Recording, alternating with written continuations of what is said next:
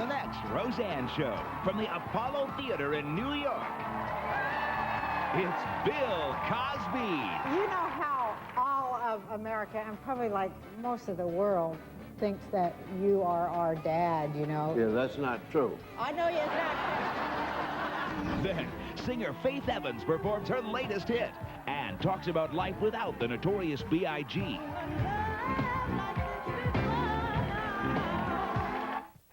From the world-famous Apollo Theater in Harlem, New York, it's the Roseanne Show. Today, comedy legend Bill Cosby and Grammy-winning R&B diva Faith Evans. Guess who's on 125th Street? She'll have you on the edge of your seat. You won't want to miss a beat. Roseanne's in New York. She's so sweet. Roseanne's at the Apollo. It's gonna be a great show. Come on, let's go. She's bringing lots of stars from Venus and even Mars. Take the train, park your car for 1 hour. There'll be peace and no war. Roseanne's at the Apollo. It's gonna be a great show. Come on, let's go. Guess who's on 125th Street? She'll have you on the edge of your seat. You won't want to miss a beat. Roseanne's in New York. She's so sweet. Roseanne's at the Apollo. It's gonna be a great show. Come on, let's go. She's bringing lots of stars from Venus and even Mars. Take the train and park your car for 1 hour. There'll be peace and no war. Roseanne's at the Apollo. It's gonna be a great show. Come on, let's go.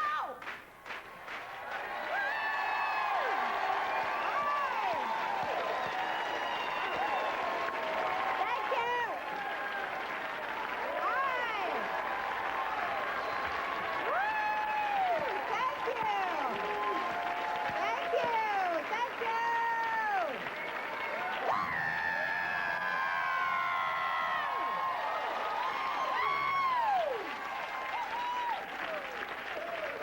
Thank you. Hello, New York. Hello, Apollo. Utah is in the house. I love New York. New York is where the real people are. Where else can you find people who spit and read the Wall Street Journal? I love you too. I'm going to take some questions from the audience in a minute, but I have to tell you this first. I've always wanted to perform here. And everybody thought it was a little crazy. Why wouldn't I want to perform here? This place is legendary. I have to admit, I did have one other choice, just in case the Apollo wasn't available. I was going to try to do my show from the Krispy Kreme donut store, but I love Krispy Kreme donuts. This is actually the best place, the most magical, the most spiritual theater in the whole country.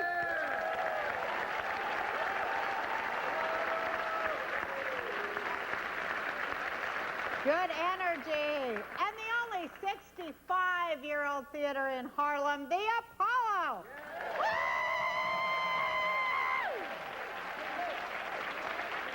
I'm charged up and I'm on a big old sugar high, and all I want to do is talk.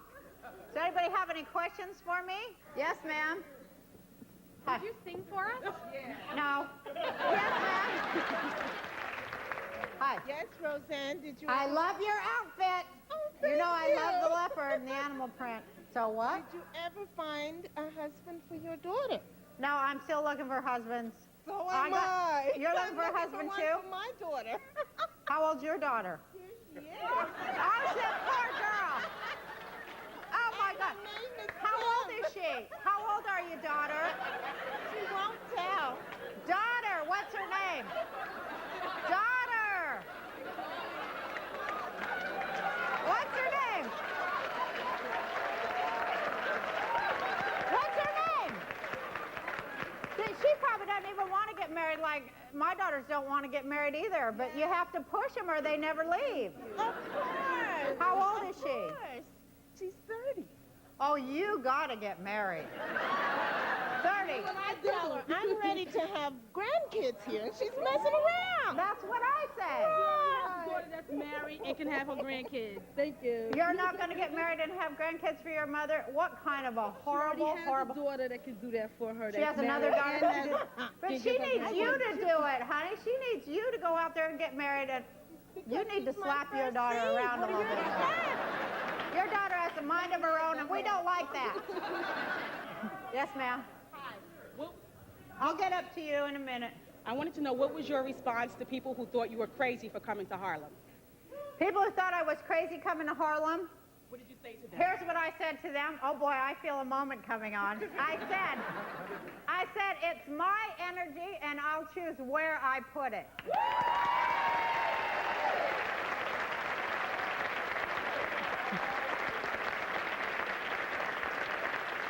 And I got great energy back. Let me thank you for that. Thank you. I forgot. Oh my God, I forgot. I forgot. I have to rub this up. I have to rub it 5 times, you know, for good luck. This is for good luck. I have to do everything 5 times because I'm crazy. So I have to do. I saw you. You're the clown lady. Performing on this stage here at the Apollo, comedy legend Bill Cosby.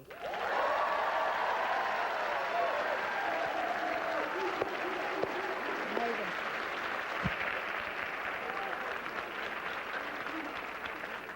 And later in the show, I'm so psyched because she's so great. Faith Evans will rock the house with her latest hit. We'll be right back from the Apollo. But first, one more time for our fan dancers. Come on, let's go. Whoa, whoa, whoa. Roseanne, Roseanne, traveling across the land.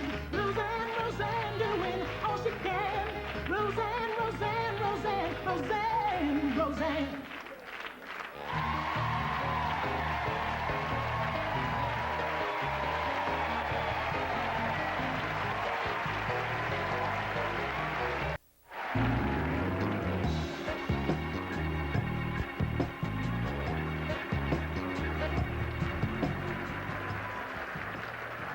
My first guest performed on this very stage 30 years ago, and now he's back at the Apollo to perform his legendary brand of stand-up comedy. Please welcome Bill Cosby!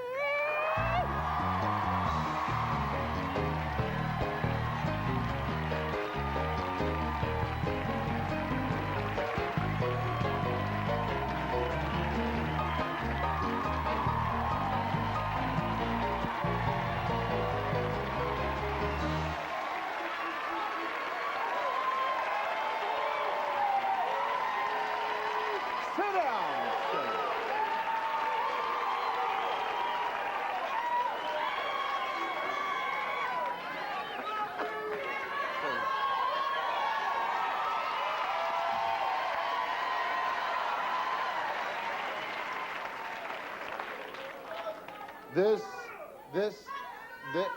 This theater,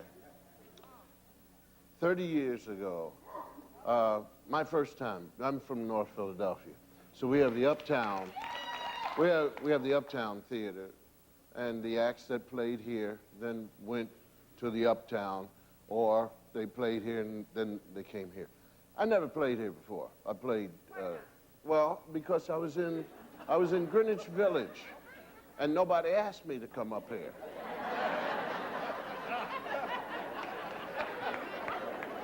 Tread lightly. So a fella came to me and said, well, they want you to play the Apollo. So I said, well, not really, because, you know, I just play the clubs now, and I don't want to come to the Apollo until I've played the Uptown, and I haven't played the Uptown. He said, well, so the fella's name was Pete Long. So I said, okay. The day I arrived people were outside because I was doing I Spy at the time. So they didn't know, they didn't play my records on any of these radio stations out here. So the guys were standing out in line. So said, Bill Cosby, what is he gonna do, shoot somebody? So I had the Tommy Johnson dancers, King Curtis, Vivian Reed, and who had a hit song right on this street, had a hit record, and O.C. Smith, Little Green Apples. Now, I'm from North Philadelphia, so the atmosphere in Harlem does not do anything different. You know, I'm walking, it's like being home, North Philadelphia. So, there's two things that black people will not tell you.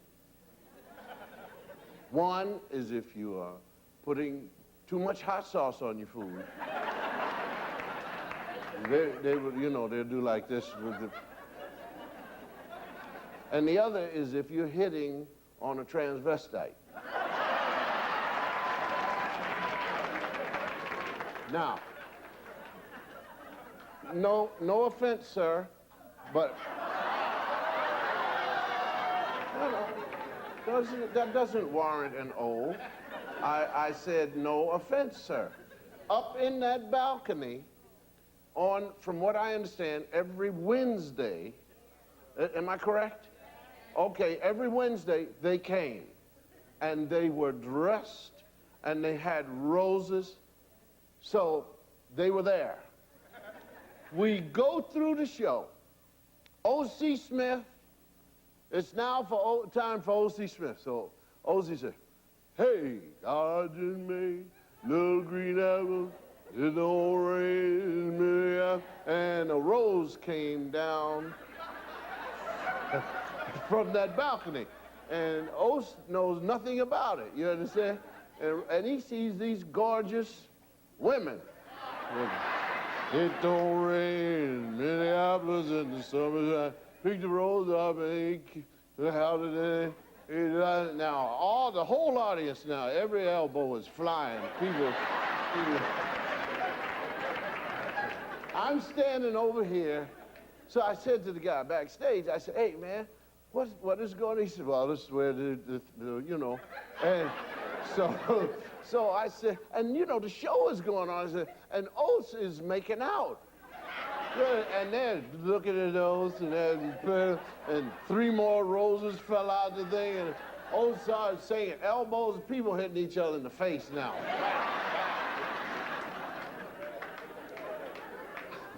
I walked out in the middle of his song. I put the mic down. I said, Oates, Oates said, hey, and it don't rain.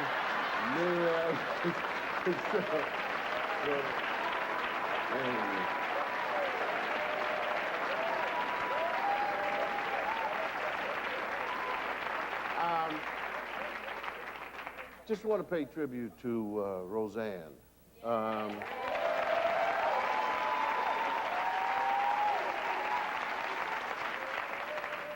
So very, very important that in the United States of America that a certain theater would still have an aura about itself that's supposed to be very difficult to get to. You know, while you go up there and you have all these rumors. And it's wonderful to meet somebody who, no agenda, she just said, I'm coming out here. It wasn't a big deal for her, nor was it a big thing. And she's here, and she's eating at Sylvia's every 5 minutes.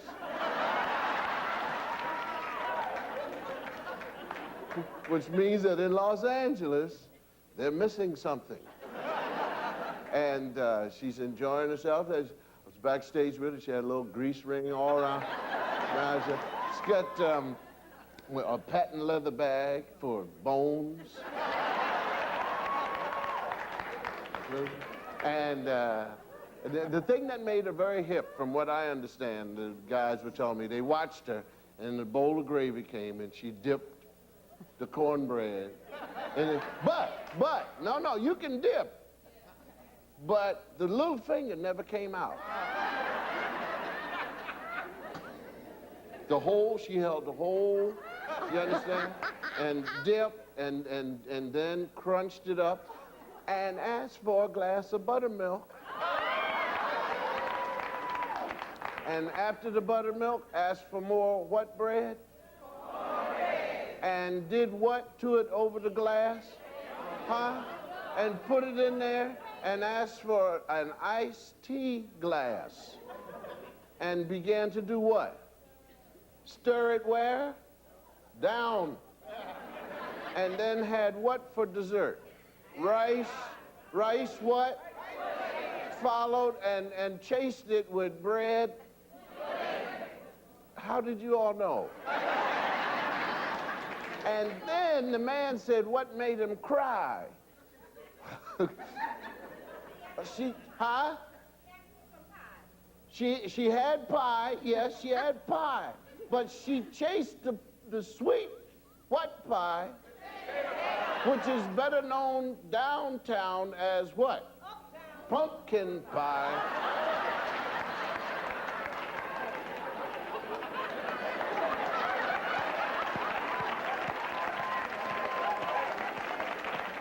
I don't know how many downtown people I've tricked who have eaten sweet potato pie. Because if you say sweet potato pie, they say, oh, I've never, but if you say, this is pumpkin pie, that's, oh, I love this. This is wonderful. But they'll eat the but they'll eat candy yams. So anyway, now this is all I'm saying. What made her extremely, just to the heart, and the people at Sylvia's, was when she had the pie and chased it with Kool-Aid.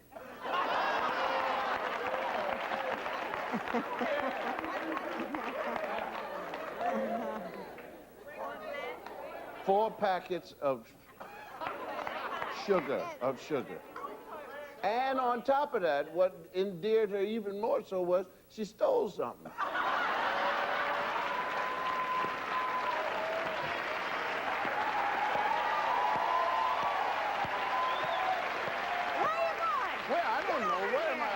Sit down there. Oh, God. We're coming back with more Bill after this commercial. You made me cry. Good.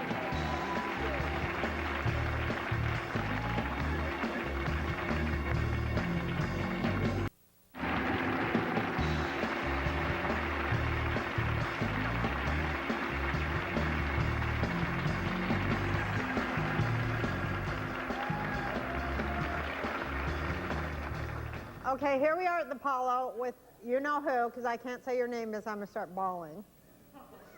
You mean crying? Crying. Oh, please, don't do that.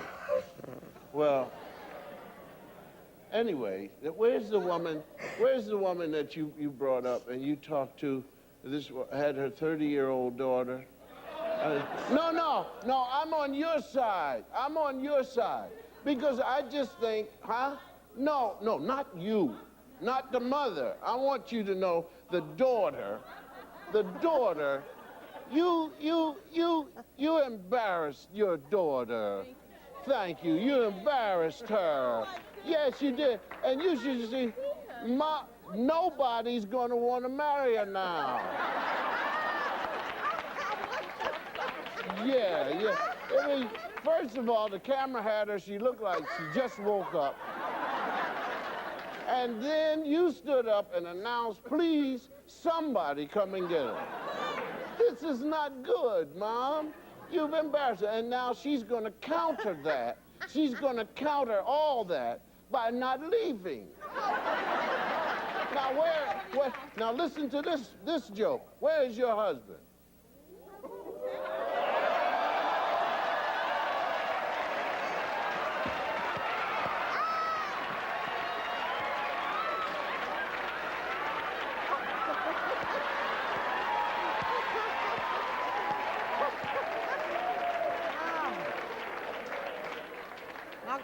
and talk to me. I'm better now. Are you better now? I'm better now, All right, yeah. every time you start to cry, I'm leaving. You're leaving.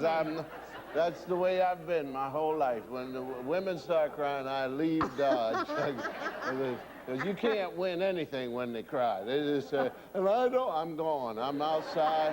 Taxi, you know, anything. I just can't, I can't take it. Okay, well, I'm over it, but, you know, it's emotional for me because you're the one that I idolized. Well, always. Thank you. Now I'm going. I'm leaving. You are the one that I idolized from the very beginning. Well, I told you that. Yes, you did, but you didn't cry that time. Well, we wasn't at the Apollo in New York, and it all, like, everything all mixes together, and it's like, yes, wow. They are. Look at all of them mixed. So.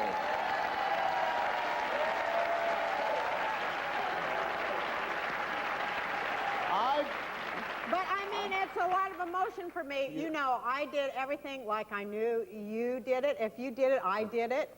I don't know if you know that intense to that reason. No. But the whole reason why I went with those people to do a sitcom, I'm like, where did Bill Cosby go? That's right. Just let me know, where did Bill Cosby go? And you know the great thing about you is you knew your vision. You knew your vision and you followed it, and you wouldn't let any hack writers Woo, are you deal you a hand that you didn't deserve to play. You knew what you were talking about. Also, I want you all to understand that most people, she writes her own material, she plays her own character, that's her vision. Tom and Marcy, as far as I'm concerned, I don't know, were absolutely wonderful because they knew that you were the goose and your eggs are golden.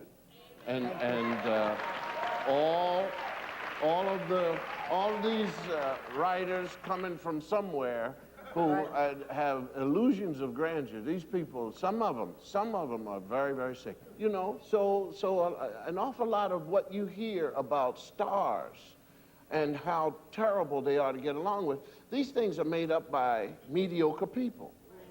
And the important thing, I remember a friend of mine who said he'd just come back from a restaurant, and in the bathroom, written on the wall was, mediocre people are always at their best. I want to talk about, can we talk, I got to talk about your sitcom for a minute, and then we have to talk about Noah, because that's my, I know they're making a movie out of, that's my all-time favorite. Animated. It's so It's great. Wonderful. Well, go ahead. Well, you keep your thought, and we're going to go to commercial. That's going to be tough to do. I'm 61. I've been eating. We'll be back in a minute with more Bill Cosby.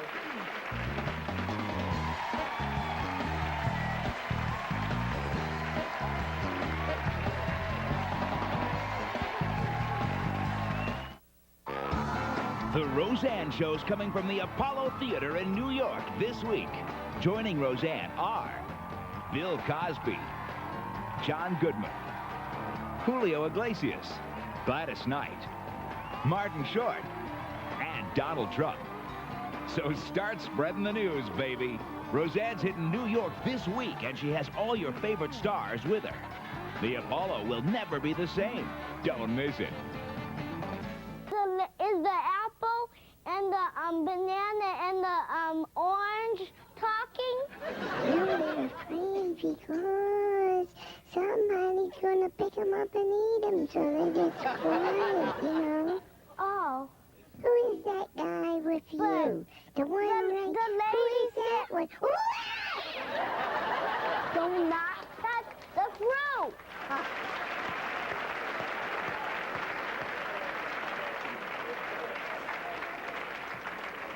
We're back with Bill Cosby at the Apollo, which is so exciting. And they're, speaking of exciting, they're turning your Noah routine into an animated movie. Yes, Tell us about that. Yes, it's funny. It's funny. How old were you when you wrote that?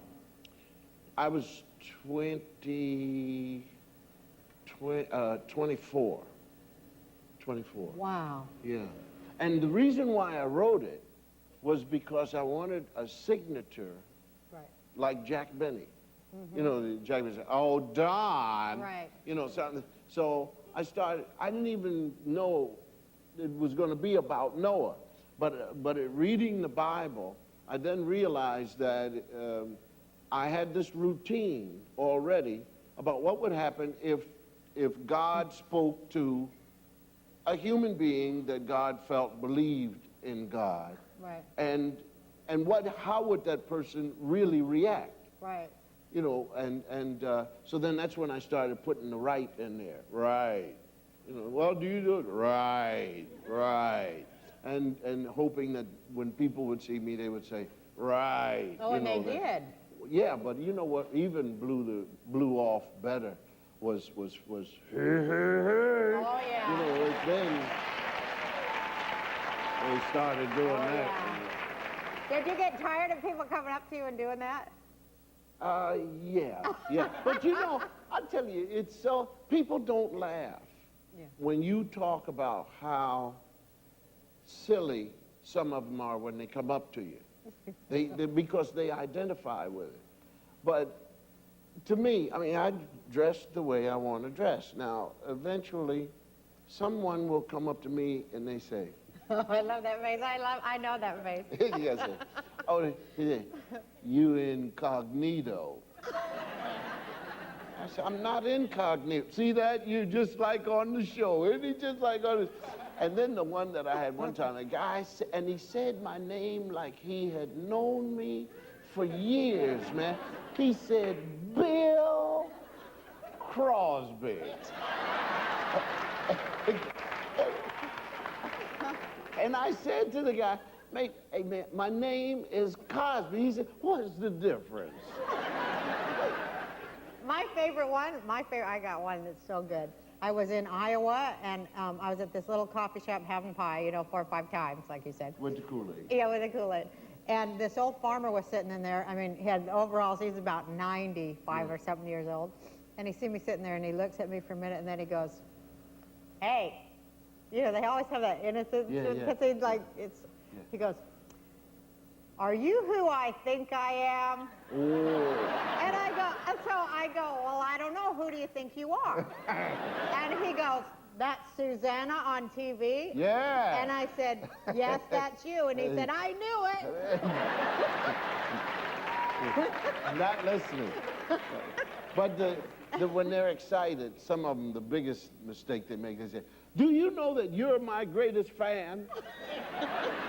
I said, yes, I am. They said, oh, gosh, and you never miss yourself. Can I be like super nosy for a minute? Dig it. Did you know when you were little, did you know what you were being called or brought or gifted to do? No. People saw it. Other people saw it. For instance, Mary B. Forchick. She was a 6th grade school teacher, and I didn't want her because I'd heard about her. She'd make you study. and my mother is 4'11", and Miss Forchick is 4'11". And my mother went to Miss Forchick and said, I want you to get him. See, the two of them. I Spy existed before I even played it. You know, so she brought me in after the results of the IQ test came in. And she said, you're going to be better than you want to be. Wow. And it was terrible because my mother signed a piece of paper saying she could beat me. And then my mother gave her the stick. And I would be doing something, you know, fooling around or doing something like that. And she'd say, go into the cloakroom. And I always thought the word cloak meant beating. Yeah. Because that's where I got the beating. And I mean, I didn't know a cloak was clothing. She never said, go in the clothing room. You know, so I go in the cloakroom. How bad did she beat you with Oh, this stick? man, I thought I was Catholic.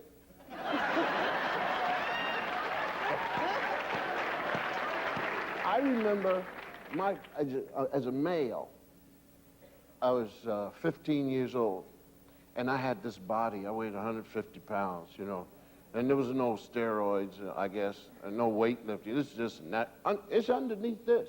I believe you. Somewhere. I believe you. Somewhere. Anyway. and my father, I don't remember what he said to me, but it was at that point where and my father's 5'11", 230 pounds, big, you know, and 18-inch arms. But so I'm 150 pounds, I'm 5'10", but I'm faster than my father, see? I know I got the quickness. And what he said, I don't know, it was get something or do something, and I never talked back. See, in those days, you didn't talk back. You would, because your parents could hear too good. You could be 3 blocks away from and your mother showed up, what did you say? You know, so my old man stood up, and somehow we got to that point, and I think all males, regardless of race, color, creed, born around my time, you get to that point where the old man's face is here, and your face is here, and I was like this, looking right at him, and a thought came up here, and the thought said, punch him. Oh, my God. How old were you? 15. Said, punch him hard and fast, you know. And my father said, go ahead.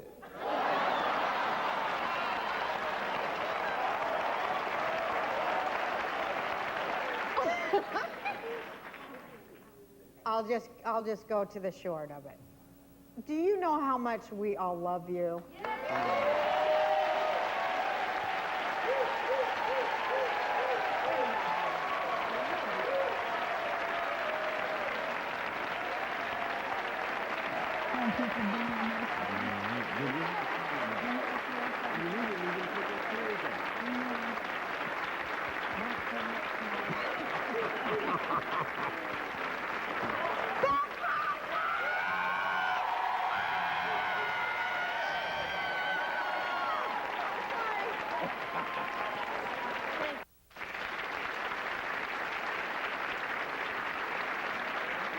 My next guest is one of the hottest rising R&B divas in the world.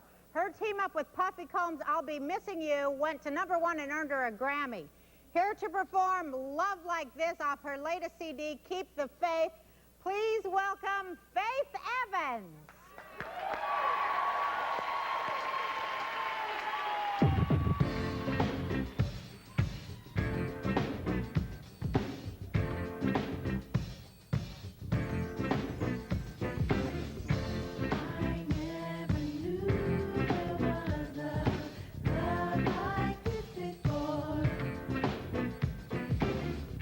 Never had someone to show me love.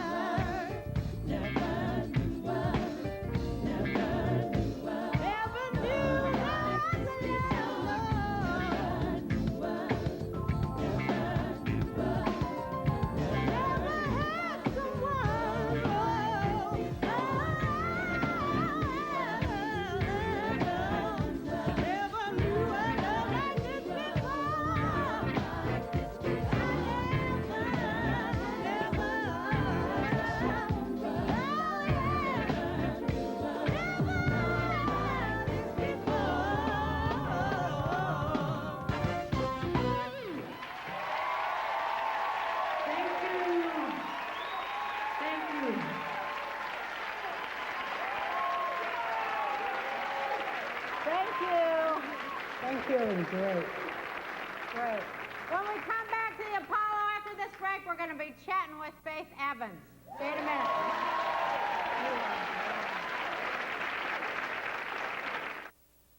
On the next Roseanne show, Martin Short. You're the best talk show hostess in the whole wide world.